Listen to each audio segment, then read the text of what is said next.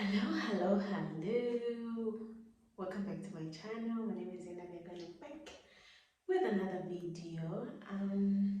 Today is day 3 of Vlogtober, and I've decided to take this time after work and record the last part of the pregnancy journey.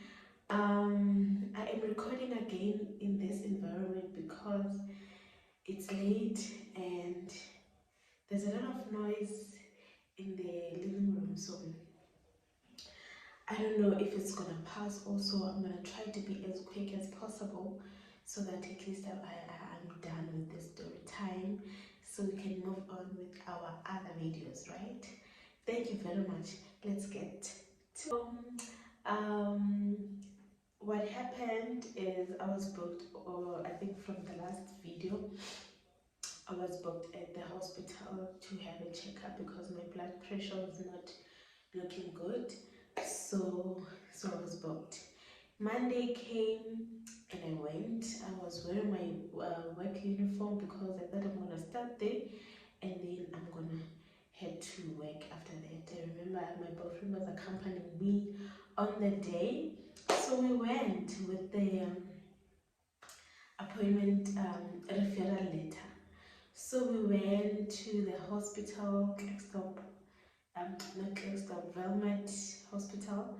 We went there to see the doctor or the gynecologist. When we got there, fine, the doctor comes, nice, they test everything. You know, most of them they test when you're pregnant. They test, okay, obviously we don't have the results, and then went into the consultation room.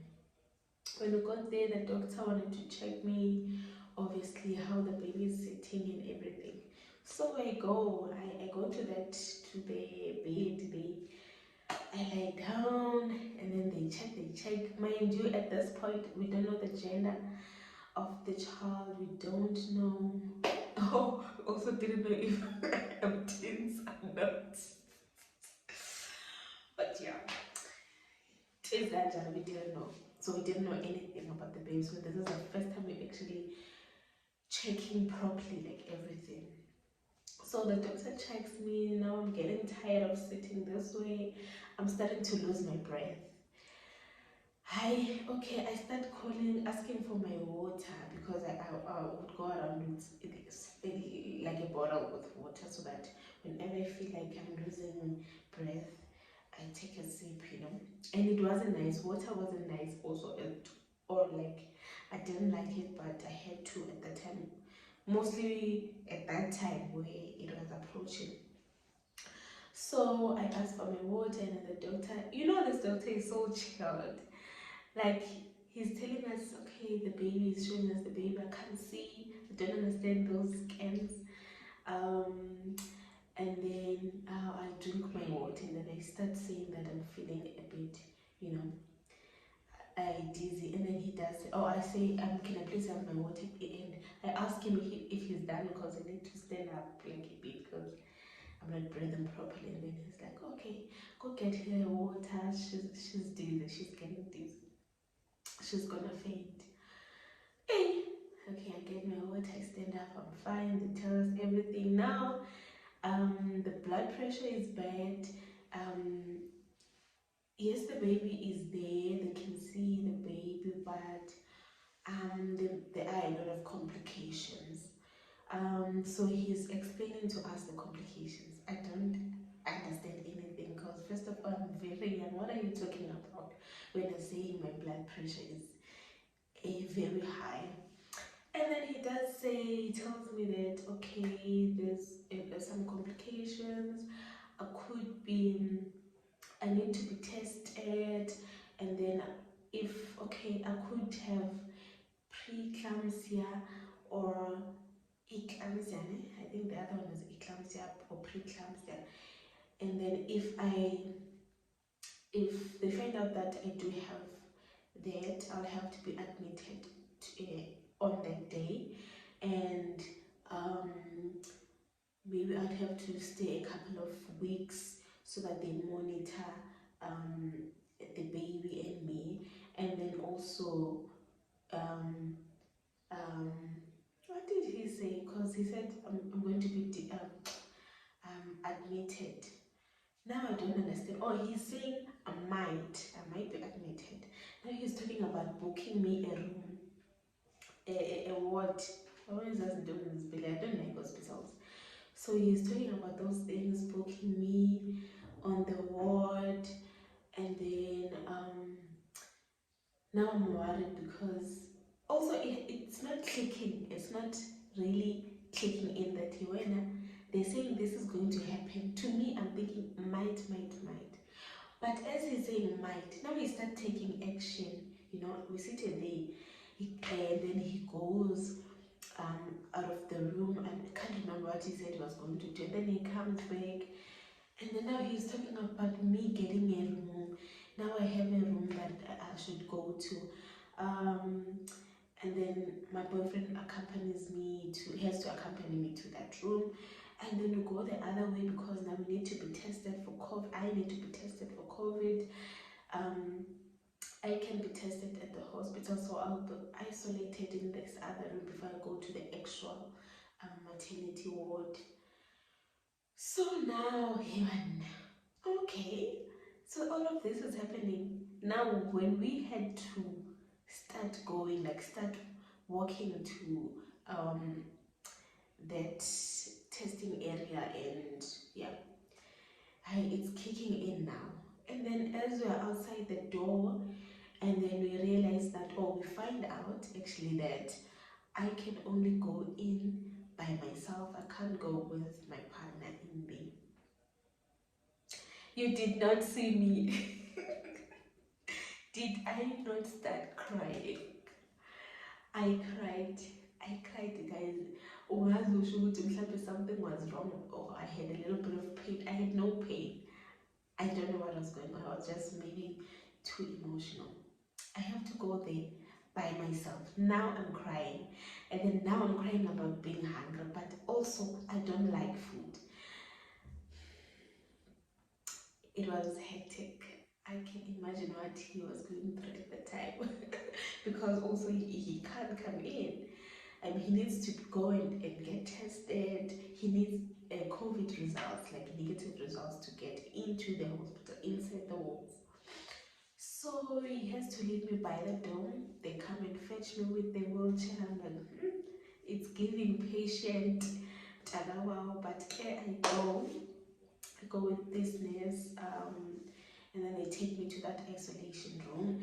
I go there, I have to change, obviously, the procedures of, being admitted. But I thought I was going to leave on the same day. We waited, I had to wait for the results.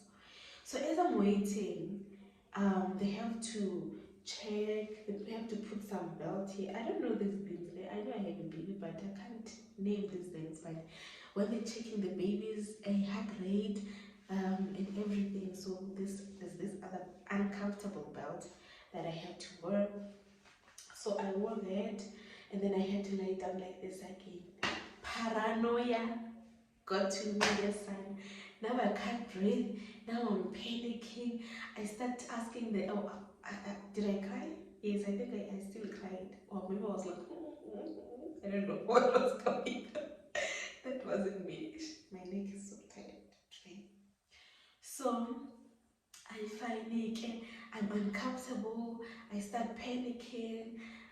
I feel like I was getting a panic attack or something, because like the way everything was happening, the machines, I'm alone with the sister, and then this one also, she's not as soft as the doctor, I mean. So now I'm telling them that I'm thirsty, I need water. They tell me, no, they're gonna bring your water. Like, this lady, I need water. Can I please have my water? Then I have water then, because I still have my bottle. And then as she brings the water, and then the other sister comes with a bottle of water. Yeah, it was a bottle at the time. Yes, I think so. And then they started filling a whole jar with ices and water. I enjoyed that water so much. Like, it was better than what I was supposed to drink, like ice water. That was the best. So long story short, I was admitted on the day. Unexpected, unprepared, nothing whatsoever for the baby, nothing for me, like nothing. Okay, fine. I thought I was going to be there for a few days. COVID tested negative, blah blah blah, and then again admission, and then each and every day they'll check on me and give me pills, medication. Yeah, now that I think about it, like I don't even know. I didn't know I was sick, but yeah. And then I think I stayed in hospital because I was there on the 10th, right? I was admitted on the 10th. I said the 11th, the 12th, and then on the 13th at night, I started getting like pains on my stomach. I can't really explain the pains because I felt like, I don't know if it's on my kidneys or what. It's like a weird pain that I felt, but I didn't think it was labor pains because also I was 27 weeks or 26 at the time, approaching 27. So even the doctor wanted me to at least spend a few weeks in the hospital so that the baby grows enough to can, like, maybe we can have a natural birth or something way to after maybe go die a few weeks, yeah, because the blood pressure was already critical. The pre-eclamsia was very critical. So I didn't go back to work obviously on that day. Yeah, I forgot to mention. And then also what the doctor had mentioned before I was admitted is that since I had fainted on the other day, it's possible that it was, if I didn't see a doctor like anytime soon after that incident, there was a possibility of a stroke that would have happened. A stroke, yeah. So it was really critical, like the pregnancy was critical, hence I had to be admitted and yeah, be monitored and so on and so forth. So finally, at the time I wasn't really taking in like any of the things that were happening, any of the things that the doctor was saying, because now I didn't want to worry. Remember, they said the blood pressure is high, and what contributes to the blood pressure most of the time is the stress. And what could have contributed to the stress was the thought now of, what will happen, am I gonna make it or not? Like, what's going on now? Thinking like about the reality at the time would have stressed me even more. So I tried to stay calm and just take everything as it comes and take whatever medication regardless of whether I understand or not. Because yes, they tried to explain everything, like they would tell me everything they gave me, this is what. Even when I have to take injections, they tell me which injection it is, as if I was listening, because I don't want to listen to all those things because I don't want to stress. I don't want to be in pain and stress myself and the baby and then end up not making it out of the hospital. And then on the 14th, or on the 13th, I had those pains. I couldn't sleep at night. It was so painful. The nurses, they were so helpful. They tried to, I would call them because I could ring the bell so that they come and assist me if I feel like I'm not okay, need any help. So I didn't want to,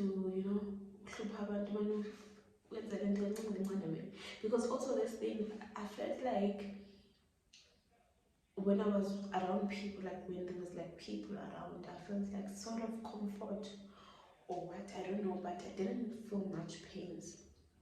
But when they left, I couldn't bear the pains.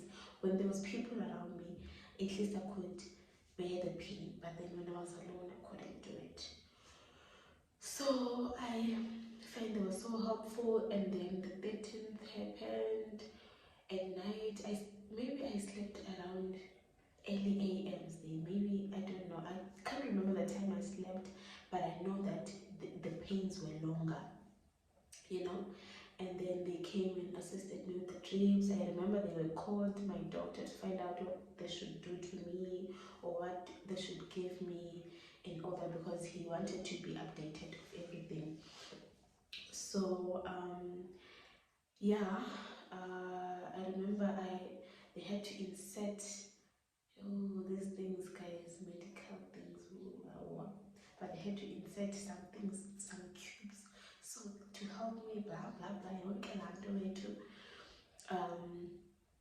and also they had to give me a drip at night. Luckily, at some point I did manage to sleep, but the drip didn't work instantly, but it's got my habit, but fine. The following day, just when I was starting to sleep, and then it was morning, I was starting to enjoy the sleep, like at last I finally slept. But then it was morning, and then they brought breakfast, or those smallanyana breakfast, tea thingy, tea break, or tea type, I don't know, the one before breakfast, because they bring us biscuits and teas, and then around 6 they bring the actual breakfast that you chose. So finally, I had that tea, and then just before I could have breakfast, my doctor arrived, and then he came to check on me, and then I was supposed to not take any food from there because I was going for an emergency C-section. Like I was going to the emergency room there and then. Remember, we're not even 28 weeks, we're still on 27 weeks. So again, they told me that I would have to be operated and then try to save me. You know, guys, when they say these things, now I'm saying it so chill, but then when it actually happened, thinking about it now, it was very serious, but also because the doctor didn't want to look like panicking, and so fine. They told me that I shouldn't eat anymore. I'm gonna have my operation in a few hours.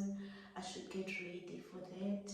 And then I asked, I have nothing for the baby. They said, no, don't worry, everything will be taken care of.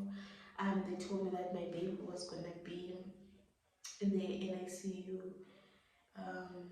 the ICU for babies, for a couple of months. So they tell you up front what's going to happen. So they told me, since the baby is 27 weeks, she's going to have to spend like 3 months in the incubator, and I would have to I will be taken to the ICU after the operation, but I'm gonna be fine. Like I should just, hang in there, be strong, blah blah blah.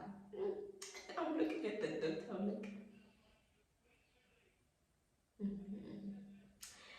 now I can't cry. Also, well, they didn't say I can't cry, but for me, I'm like, I can't cry because if I cry, I'm gonna be too emotional. It's gonna affect the baby, and then the baby's gonna be stressed, and then it's gonna now I'm gonna be more complicated. So I can't take anything deep. And then I had to inform obviously my partner, my mom. I don't know if I informed his mom first or he's the one who informed him. I don't know, but I think I did because her mom was checking up on his mom. was checking up on me, and then I just told her what the doctor told me. So yeah, few hours, maybe an hour and 30 minutes later, while I was still trying to find out how my partner is, how the COVID thing is coming about, because it was up and down looking for testing stations. Yeah. So on the day, on the 14th, now it's the 14th, um, I went to Kengoku, Iskatsa I had to be taken to the ER. We went to so on our way there, guys, I can't even think about that day. But I had to keep myself strong because number one, I am alone in the hospital. I can't have my partner there because he doesn't have the COVID results. And number two, my family is in Joburg. I'm in Klerksdorp. And number three, I don't have anything that says baby. We have absolutely nothing in Etimdwana. And I didn't know this was gonna happen. I didn't plan on giving birth in Klerksdorp. I planned on giving birth in Joburg. So yeah, but I had to just calm down, just go on and just pretend like you're not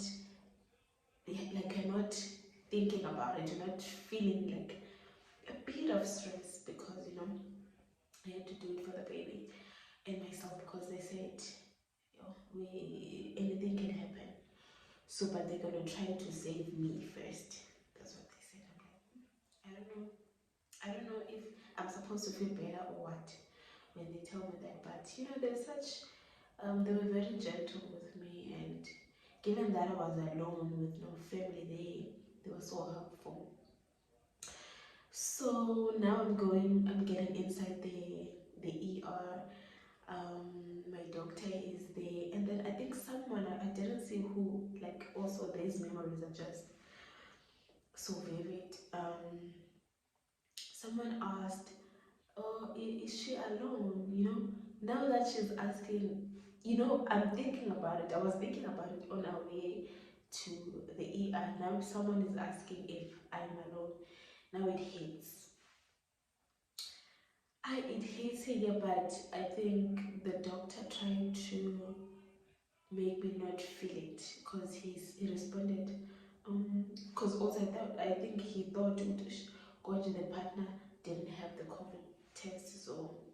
And then he said, oh no, she has me, no, I'm going with her, she has me. I think maybe because at that stage you are very emotional and very vulnerable. English, but that word. So they try to not make you feel alone, but shame.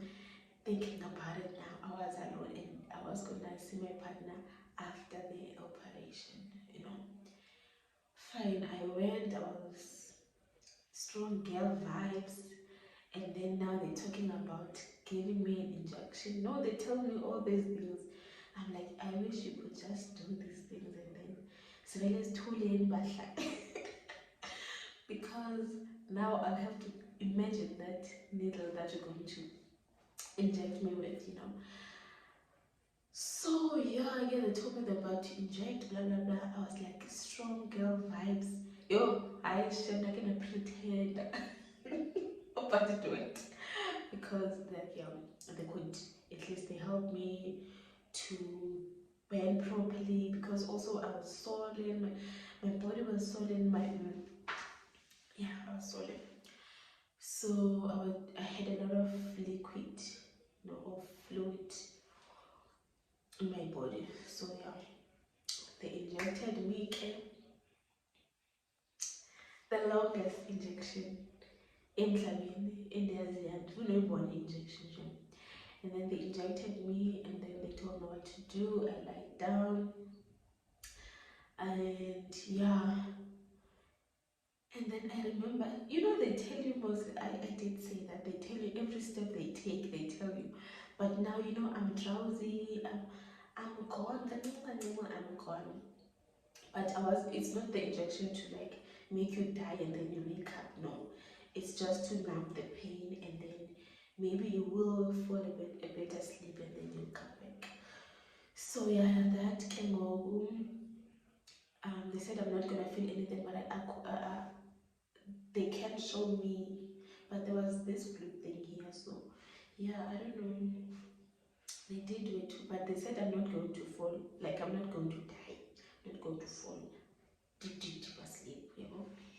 And then I thought, I don't know why I thought I shouldn't be sleeping even, because I tried being awake, but the injection was just not allowing me. And then I think the only thing I remember, I couldn't feel anything until I started ngathi ngiyaphaphama, but should be late, and then it's ngiyaphaphama. Now I'm feeling something now. And they asked me, "But are you feeling anything?" Ngiyasho ukuthi kancane, but I can't even make any, like, I can't say much. This phone buffet.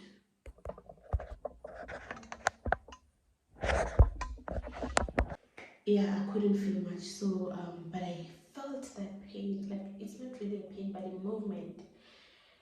Like, now I'm starting to imagine, oh, what's happening? Like, are they, like, now it's coming back that I'm actually having an operation. I'm not supposed to feel anything, but I'm feeling like something is being pulled out. And then they calm me down, and then I remember hearing this, and that was the sound of my baby. And then I remember the doctor, head doctor, now not my doctor, head doctor. Um, because also I can't do skin to skin, they have to do all the together corner. So they put hair on my face, and then I think I was gone after that. And then I don't know what they did, because I was gone, and my partner was also not there yet to see all of that. A 27 weeks old baby, not even 1 kg. So yeah, they did that, and then I think I went back to my peaceful sleep. I can't remember anything after that. Like, I can't remember, I don't remember any pain. I just remember that I slept so peacefully. When I woke up and they were already pushing me with the bed to the ICU. But now they were so excited to, because I think I was starting to wake up. Now I'm imagining them looking at me, because one senses to be interested. So the Vulan said, "Man, people are here. They're so excited. Hi, congratulations." They're happy that I'm back. And they told me that they're taking me to the, I don't know if I asked that are they taking me to the ICU or what, or they were talking among themselves. I don't know it, but I was gone, and I couldn't feel any pain by that time.